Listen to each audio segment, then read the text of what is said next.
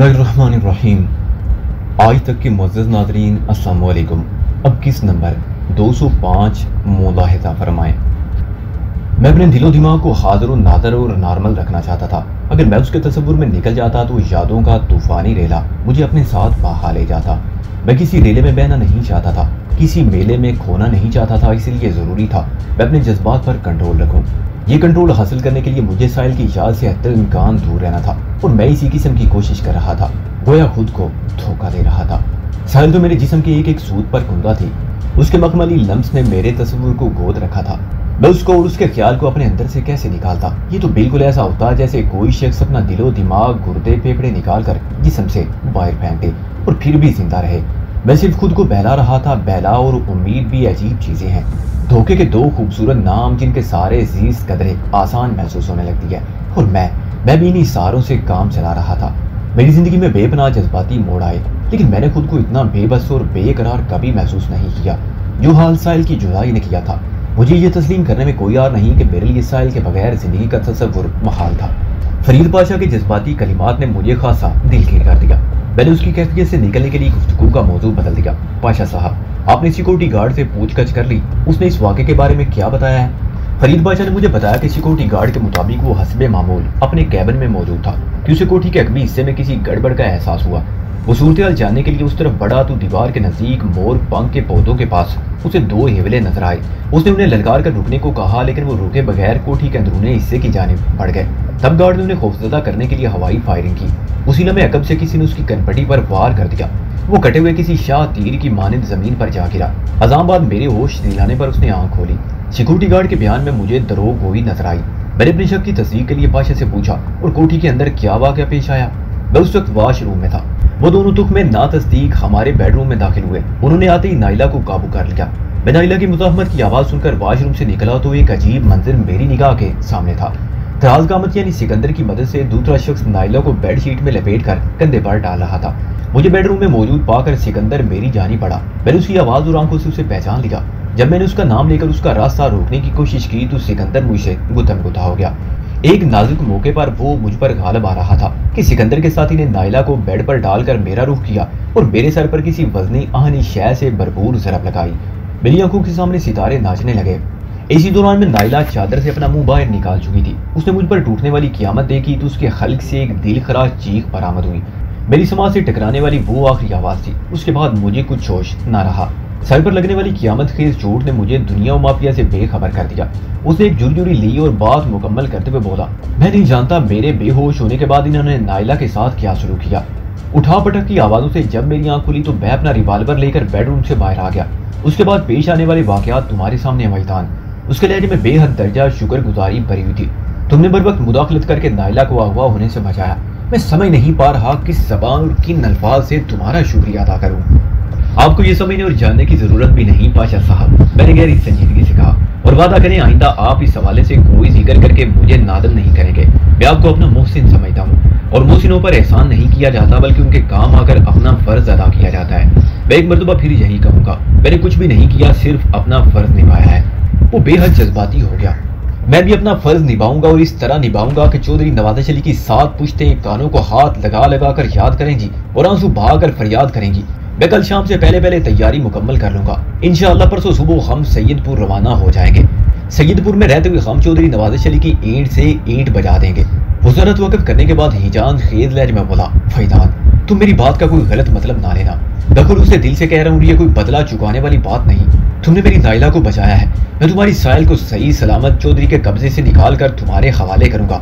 उसके लिए चाहे मुझे किसी भी इंतहा से क्यों ना गुजरना पड़े। तुम देख लेना, तुम देखना वजदान मैं क्या कर दिखाता हूँ। वो इस वक्त इंतहाई जज्बाती हो गया था, इसलिए मैंने उसका ध्यान बढ़ाने की खातिर कहा, पाशा साहब परसों की सुबह अभी खासी दूर है। उससे पहले हमें बहुत से जरूरी काम निपटाना है। मसलन कौन से जरूरी काम? राना अजमत और उसके शैतान खैर ख्वाहों का बंदोबस्त मैं करूंगा। कहीं तुम्हारा इशारा उस तरफ तो नहीं? मैंने नफी में गर्दन हिलाते हुए कहा। मेरा इशारा सिक्योरिटी गार्ड खादिम हुसैन की तरफ है। क्या मतलब वजदान? वो चौकन्ना नजर से मुझे देखने लगा। मैंने ठहरे हुए लहजे में कहा, मुझे यकीन है खादिम हुसैन ने अपने बयान में दरोग गोई से काम लिया है। वो हकीकत को मसक करके पेश कर रहा है जिससे जाहिर होता है वो या तो आपके दुश्मनों के साथ मिला हुआ है या उनका खैर ख्वाह है। फैदान तुम नाकाबिले यकीन बात कर रहे हो। वो दोनों हाथ मलते हुए बोला, खादिम हुसैन मेरा बरसों का आजमाया हुआ है। ये रिटायर्ड फौजी है, मैंने इसे हमेशा चाकू चौबंद और फर्ज शनास पाया है। तुम्हारी बातें मुझे उलझन में डाल रही हैं। मैंने गंभीर आवाज में कहा, पाशा साहब, वो आपका बरसों का आजमाया हुआ है, लेकिन वो एक वाकई में मेरी आजमाइश पर पूरा नहीं उतरा। उसकी बाकी खुसूसियात कोई अहमियत नहीं रखती। इंसान अजीबो गरीब मखलूक है, इसे बदलते हुए देर नहीं लगती। कल के बाएतमाद आज बेएतमाद भी साबित हो सकते हैं। तुम जितने एतमाद से ये बात कह रहे हो, उससे लगता है तुम्हारे जहन में कोई खास नुक्ता है। कोई शराबी लहजे में बोला, क्या तुम मुझे इस बारे में कुछ बताओगे? मैंने कहा, जरूर बताऊंगा। फिर चंद में सोचने के बाद मैंने संजीदा लहजे में कहा, मुझे अच्छी तरह याद है, मैंने पहले दिल खराश नुस्वानी चीख सुनी थी। उसके कुछ देर बाद ज़ेरी मंजिल पर फायरिंग की आवाज गूंजी थी। इस तनाजुर में सिक्योरिटी गार्ड का बयान मशकूक हो जाता है। जरा वजाहत करो, वो दिलचस्पी लेते हुए बोला। मैंने कहा, आपके मुताबिक आपके सर पर किसी वजनी शय से जरब लगाई गई, तो उस मंदिर ने नायला को चीखने पर मजबूर कर दिया, जबकि गार्ड का कहना है कि दो स्यापोश अफराद को रोकने के लिए उसने हवाई फायरिंग की थी। इन दोनों बयानों में बहुत तजाद है। मैं आपको झुठला नहीं सकता, इसलिए सिक्योरिटी गार्ड मशकूक नजर आता है। अगर सिक्योरिटी गार्ड की बात को दुरुस्त लिया जाए तो फिर पहले फायरिंग की आवाज और बाद में चीख की आवाज आना चाहिए, क्योंकि उन लोगों ने कोठी के अंदर दाखिल होने के बाद नायला को काबू करने की कोशिश की थी, जबकि ऐसा नहीं है।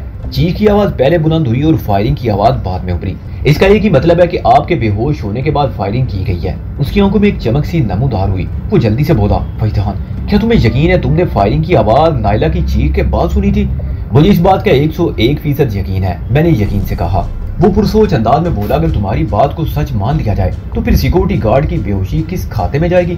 तुमने खुद उसे पौधों के अकब से बरामद किया है और उसकी कनपटी पर किसी वजनी शय से लगाई जाने वाली जरब का निशान भी मौजूद था, जिससे यही जाहिर होता है उसे बेखबरी में जरर पहुंचाकर बेहोश किया गया था। आपके इतराज बजा है, मैंने मसलत अमेज लहजे में कहा। अगर सिक्योरिटी गार्ड सच्चा है तो फिर ये सवाल पैदा होता है कि वो दोस्त या पोश अगवा कुंदा आपके बेडरूम तक बासानी कैसे पहुंच गए?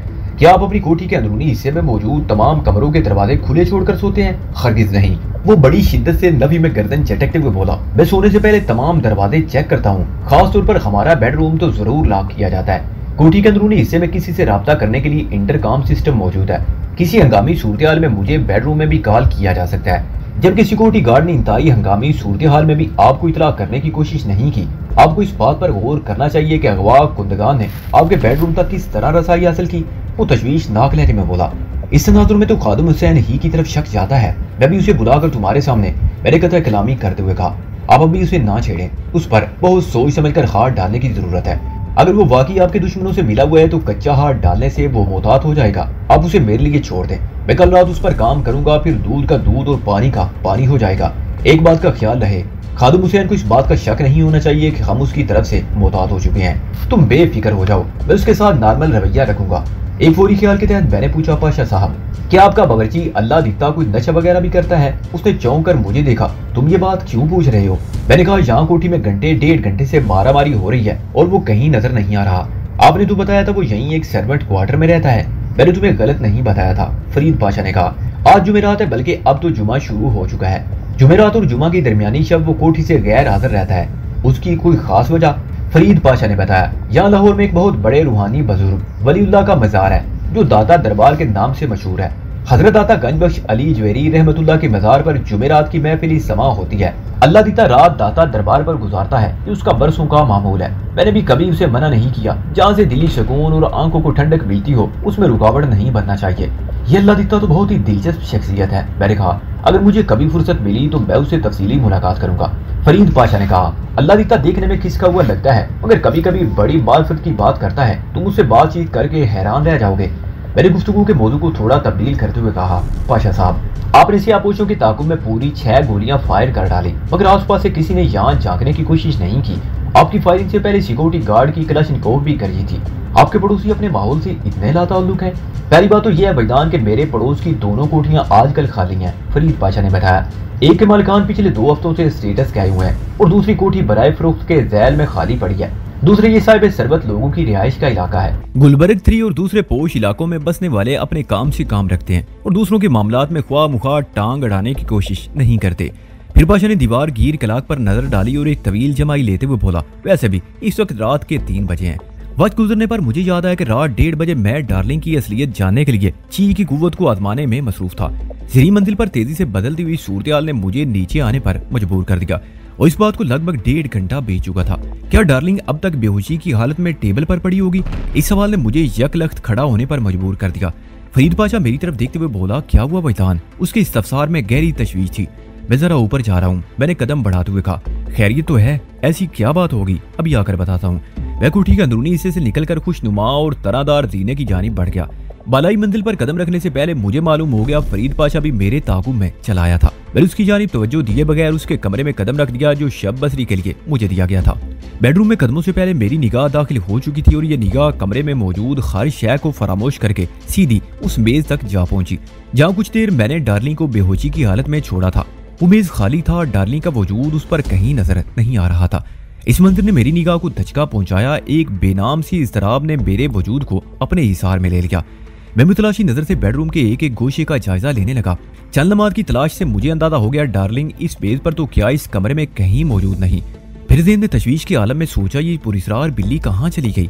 अपने इस ख्याल पर मुझे हंसी भी आ रही थी। अगर मैं डार्लिंग को एक पुरिसरार बिल्ली तस्लीम कर रहा था, फिर कहाँ चली गई की कोई अहमियत नहीं रह जाती थी।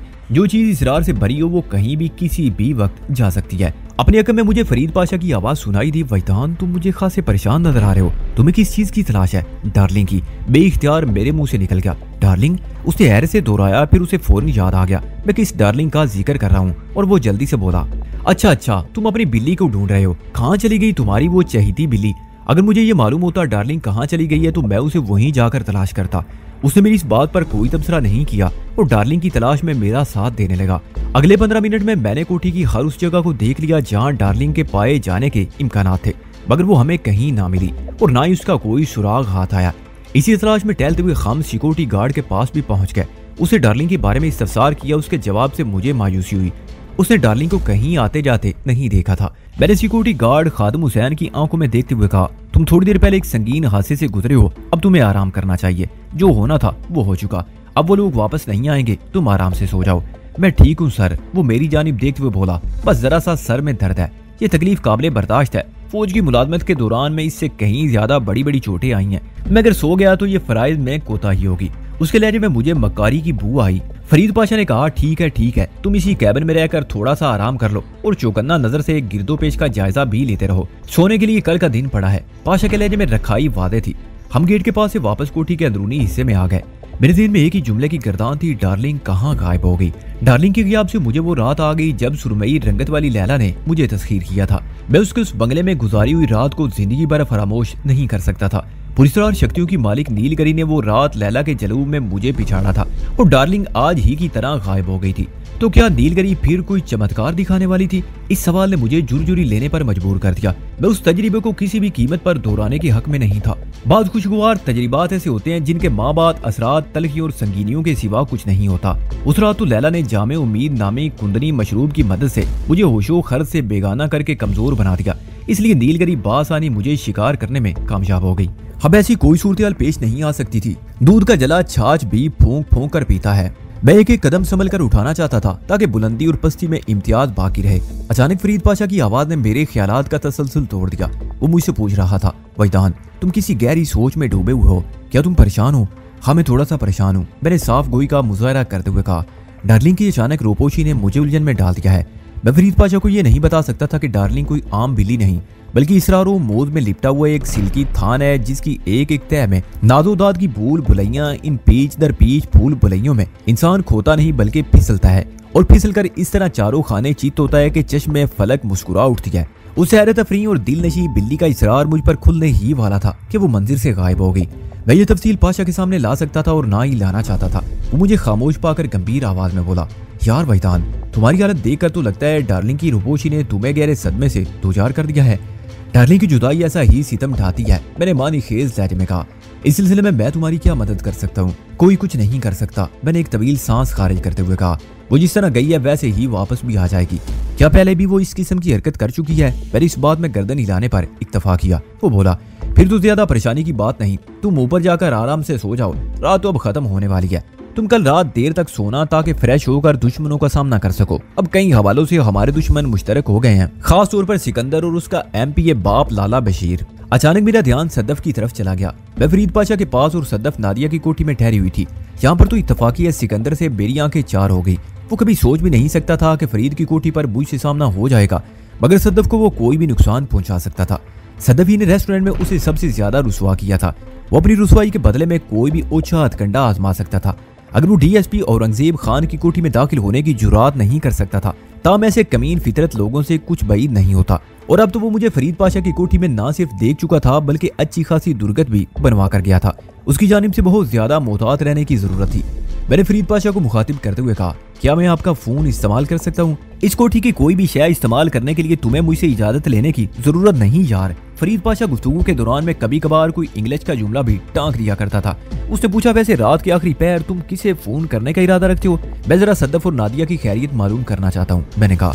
सिकंदर के हवाले से मैंने फरीद पाशा को नादिया, सद्दफ और डीएसपी औरंगजेब खान के बारे में सब कुछ बता दिया था। उसने कहा, ठीक है, तुम उनकी खैरियत मालूम कर लो ताकि मुतमईन होने के बाद तुम गहरी नींद और पुरसुकून नींद सो सको। एक लम्हे को मेरे ध्यान में आया कि रात के इस पहर फोन करके डिस्टर्ब करना मुनासिब नहीं। अगर मैंने सद्दफ या किसी और से सिकंदर के ताज़ा तरीन नाकाम मिशन के बारे में कोई बात की तो वो ख्वाह मुख्वाह परेशान हो जाएंगी और रात का बाकी हिस्सा आंखों में कट जाएगा। मगर उन लोगों की खैरियत मालूम करना भी जरूरी था। मैंने फरीद पाशा से कहा, पाशा साहब, मैं औरंगजेब खान की कोठी का नंबर मिलाता हूँ, बात आप करें। अगर उनमें से किसी ने मेरी आवाज सुन ली तो गुफ्तगू का एक दफ्तर खुल जाएगा और वो बेचारे उलझन में पड़ जाएंगे। मैं क्या बात करूंगा? फरीद पाशा ने पूछा। मैंने कहा, जो भी शख्स रिसीव करे उस पर आप जाहिर नहीं करेंगे कि फोन उसने किया है। जाहिर है फोन उसने नहीं किया होगा, इसलिए आपको दूसरी जानिब से झुंझलाहट अमेज बातें सुनना पड़ेंगी। इससे कम अज कम ये तो अंदाजा हो जाएगा उधर क्या सूरत हाल है। एक लम्हे की तवक्कुफ से मैंने इजाफा किया, ये काम मैं भी कर सकता हूँ, लेकिन मुझे खदशा है कि वो लोग मेरी आवाज पहचान लेंगे। मेरी बात फरीद पाशा की समझ में आ गई और अगले 2 मिनट में उसने मेरी हिदायत पर अमल करते हुए नहायत ही सफाई से ये मालूम कर लिया कि चाइना चौक वाली कोठी में सब खैरियत है। मैं मुतमईन होकर वहां से उठा और कोठी की बालाई मंजिल पर आ गया। बेडरूम में कदम रखते ही मैं चौंक उठा। वो आफत की परकाला शेर की खाला बड़े तमतराक से बेड पर बराजमान थी। मुझसे निगाह मिलने से वो बड़ी अदा से मुस्कुराई और उसने अपने हल्क से बड़ी करारी आवाज निकाली, म्याऊं। मुझे यूं महसूस हुआ जैसे वो चिढ़ाने के लिए मुस्कुराई हो। मैं उसे गहरी नींद में पहुंचाकर उसके इसरार के बंद खोलने वाला था, लेकिन जरीम मंजिल वाली खंगामी सूरत हाल ने मुझे इसका मौका ना दिया, बल्कि हाथ आए हुए अच्छे खासे मौके को जाया कर दिया था। अगर मुझे डार्लिंग पर काम करने के लिए 15-20 मिनट और मिल जाते तो मैं उसकी हकीकत को पा लेता। मैं बेड की जानिब बढ़ा तो वो ये समझी कि मैं उसे पकड़ने का इरादा रखता हूँ। उसने एक जकन भरी और दूर पड़ी मेज पर जा बैठी। ये वही मेज थी जहाँ मैंने 2 घंटे कबल उसे लिटाया था। मुझे इस बात पर हैरत थी कि उसकी गहरी नींद कैसे टूटी थी और अज़ां तलाश करने पर वो मुझे मिली क्यों नहीं थी। तुम कहाँ गायब हो गई थी? मैंने उसकी आंखों में देखते हुए पूछा। उसने निगाह चुराते हुए आवाज निकाली, म्याऊं। मैंने वाज़ेह तौर पर महसूस किया डार्लिंग मुझसे निगाह नहीं मिला रही थी, शायद इसलिए कि वो मुझसे निगाही मिलाप के नताइज देख चुकी थी। वो नहीं चाहती थी कि मैं उसकी इसरार तक पहुंच पाऊं। 2 घंटे कबल जब मैंने उसे अपने ट्रांस में लाने का आगाज किया तो डार्लिंग ने खत्तल मकदूर मुजाहमत का मुजाहरा किया। वो तुझी की कुव्वत ने मेरा साथ दिया और मैं उसे अपने दाम में लाने में काफी हद तक कामयाब हो गया, वरना डार्लिंग हिमाशा के बस की नहीं थी। मैंने उसे पिचकारते हुए जबान से कहा, इधर आओ मेरे पास। वो शरारत अमेज अंदाज में मुस्कुराई और मेज पर से उछलकर बेडरूम के दूर अफ्तादा कोने में पहुंच गई और मेरी समाज से उसकी मानूस आवाज टकराई, म्याऊं। आज वो मुझसे दूर भाग रही थी। मेरी पुकार पर दौड़ी चली आने वाली कतरा कर फासला बढ़ा रही थी, मगर उसके फरार और गुरेज में नाफरमानी या सरकशी का शायबा तक नहीं था, बल्कि उसकी इन अटकेलियों नुमा हरकत में शोही थी, जैसे वो नाज दिखाकर अपना भाव बढ़ा रही हो। इस वक्त वो किसी शरीर बीवी से कम नजर नहीं आती थी। मेरा पूरा बदन थकन और नींद से चूर हो चुका था। पिछले 48 घंटों में मुझे आराम करने का कोई माकूल मौका नहीं मिला था। इससे पहले कि मैं खुद को नींद की देवी के हवाले कर देता, डार्लिंग ने मुझे अपनी जानिब मुतवज्जो करने की कोशिश की। मैं उसकी म्याऊं में उठकर बैठा तो वो कलांचे भरती हुई एक पर्दे के पीछे जा छुपी। उसकी इस अंदाज में खुला चैलेंज था, catch me if you can darling. इस वक्त वो मुझे मशहूर अंग्रेज शायर रॉबर्ट ब्राउनिंग की महबूबा लगी। उस सूफ का अपनी महबूबा से इश्क का बेशतर हिस्सा पर्दों की ओट पर मुश्तमिल है। पर्दे के पीछे पहुंचकर भी डार्लिंग को चैन ना आया और वक्फे वक्फे से उसकी म्याऊं म्याऊं जारी रही, मगर मैं उसकी चाल में ना आया। वो मुझे अपने पीछे दौड़ाने के मूड में थी। मैं इस किस्म की ख्वारी के बाद उसे पकड़ने का इरादा नहीं रखता था। बिल्ली को जबरदस्ती पकड़ने वालों के अंजाम से मैं वाकिफ हूँ। मैं नहीं चाहता था सुबह फरीद पाशा के सामने मुझे जवाबदेह होना पड़े। वो मेरे हुलिये और हशर को देकर पूछ सकता था, वैदान ये तो बताओ तुमने बिल्ली पकड़ी कैसे? मैंने डार्लिंग और उसकी म्याऊं म्याऊं को नजरअंदाज कर दिया। ये बात यकीन की तरह मेरे दिल में बैठ गई थी कि वो मुझे छोड़कर कहीं नहीं जाएगी।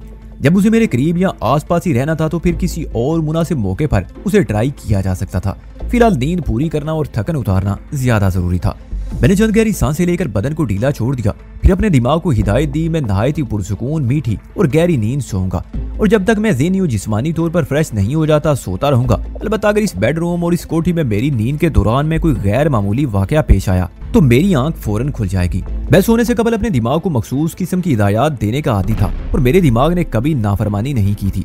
दिमाग और जिस्म के मुख्तलिफ हिस्सों को तरगीबात, सुजेशन और हिदायत इंस्ट्रक्शन देने का तरीकाकार मुझे मास्टर हैंग भाई ने सिखाया था। मास्टर हैंग भाई योगा और मार्शल आर्ट्स का माहिर था। मैंने उस शख्स से जो कुछ सीखा वो एक यादगार की हैसियत रखता है। थकन और नींद के खुमार ने मेरे जिस्म और दिमाग को सोने के लिए पहले ही हमवार कर रखा था, इसलिए हिदायत के इख्तिताम पर मैं नींद की हसीनों पुरकैफ वादी में दाखिल हो गया। दूसरे दिन कबल दोपहर मेरी आंख खुल गई। मैंने एक तवील अंगड़ाई लेकर बदन को खींचा, फिर आहिस्ता आहिस्ता तनाव कम करते हुए नॉर्मल हालत में आ गया। उसी वक्त दीवार गिर क्लॉक पर मेरी नजर गई। क्लॉक के डायल पर 11:30 बजे थे। मैंने कम से कम 8 घंटे नींद ली थी। अगर ये जमाशुदा नींद का अदाला नहीं था, ताम इस भरपूर नींद के बाद मैं खुद को हल्का फुल्का और फ्रेश महसूस कर रहा था। मैंने बिस्तर छोड़ दी और बेड से उतरने लगा तो मुझे अपने पाँव के करीब मखमली सरसराहट महसूस हुई। सेकंड के 1000वें हिस्से में मुझे अंदाजा हो गया कि नीचे फर्श पर मेरे पाँव के पास डार्लिंग मौजूद थी। वो गोया स्लीपर से लगी बैठी मेरे बेदार होने का इंतजार कर रही थी। उसके गुदाज लम्स ने मेरे वजूद में गुदगुदी जगा दी। मैं झुककर डार्लिंग को बाजू में उठाया, फिर गोद में लेकर प्यार किया। मेरा शफकत भरा हाथ उसके बदन पर मखसूस हरकत करने लगा तो वहाँ के मूंद कर शांत हो गई। थोड़ी देर बाद मैंने उसे फर्श पर छोड़ा। वो तेजी से दौड़ते हुए बेडरूम के दाखिली दरवाजे के पास पहुंच गई। मैंने उसकी फितरी जरूरियात का एहसास करते हुए दरवाजा खोल दिया। वो जपाक से बाहर निकल गई। मैं दरवाजा खुला छोड़कर वॉशरूम में घुस गया। आधे घंटे बाद जब मैं फ्रेश अप होकर वॉशरूम से निकला तो फरीद पाशा बेडरूम में मौजूद था। मुझ पर नजर पड़ते ही वो फराख दिली से मुस्कुराया और दोस्ताना अंदाज में बोला, फैतान, अगरचे सुबह को गुजरे हुए काफी वक्त बीत चुका है, मगर मैं फिर भी यही कहूंगा कि गुड मॉर्निंग। मॉर्निंग पाशा साहब, मैंने जवाबन कहा। तुम्हारे चेहरे से लगता है नींद और थकन को तुम कहीं दूर धकेल आए हो। कोशिश तो यही की है, मैंने कहा। फिर रस्मी अंदाज में पूछा, क्या खबरें हैं? खबरें खासी गर्मा गर्म है, वो जोश में भरे हुए लहजे में बोला। मैंने कहा, आपका अंदाज बता रहा है कि आपके पास मेरे लिए कोई खास खबर है। खबर नहीं, खबरें हैं, वो हिजान खेज लहजे में बोला। तुम नीचे चलो, फिर पता चलेगा कैसी कैसी खबरें तुम्हारी मुंतजिर बैठी हैं। एक लम्हे को रुककर उसने जल्दी से इजाफा किया, और हाँ, वो तुम्हारी लाडली बिल्ली भी मुझे थोड़ी देर पहले नजर आई थी। मैंने उसे दीवार फलांग कर बाहर जाते हुए देखा है। डार्लिंग ने रात मेरे साथ बेडरूम में गुजारी है। मैंने शूज पहनते हुए सरसरी अंदाज में कहा। वो रात जैसे अचानक गायब हुई थी वैसे ही जाहिर हो गई। फैतान, तुम्हारी डार्लिंग बड़ी हैरत अंगेज बिल्ली है, फरीद पाशा ने कहा। मैंने उसकी राय पर कोई तबसरा नहीं किया और पूछा, पाशा साहब, आपकी वाइफ की तबीयत अब कैसी है? एकदम नॉर्मल, वो मजबूत लहजे में बोला। नाइला बड़ी हिम्मत वाली है। बुहरानी सूरत हाल ने उसे वक्ती तौर पर नर्वस कर दिया था, मगर अब सब ठीक है। वो तुम्हारी बेहद शुक्रगुजार है और डाइनिंग टेबल पर तुम्हारा इंतजार करने वालों में वो भी शामिल है। क्या मतलब? मैं उसकी बात सुनकर चौंक गया। क्या कुछ और लोग भी वहाँ मौजूद हैं? उसने मुस्कुराकर इस बात में सर हिला दिया। मुंह से कुछ कहना जरूरी ना समझा। मैंने पूछा, वहाँ और कौन कौन है? नीचे चलकर खुद ही देख लो यार, वो बेतकल्फी से बोला। अब क्या मैं सारी स्टोरियां तुम्हें यहीं सुना दूंगा? कुछ बातें लोकेशन और सेट के लिए भी रहने दो। मैं समझ गया वो मुझे किसी किस्म का सरप्राइज देना चाहता था, इसलिए खुलकर बात नहीं कर रहा था।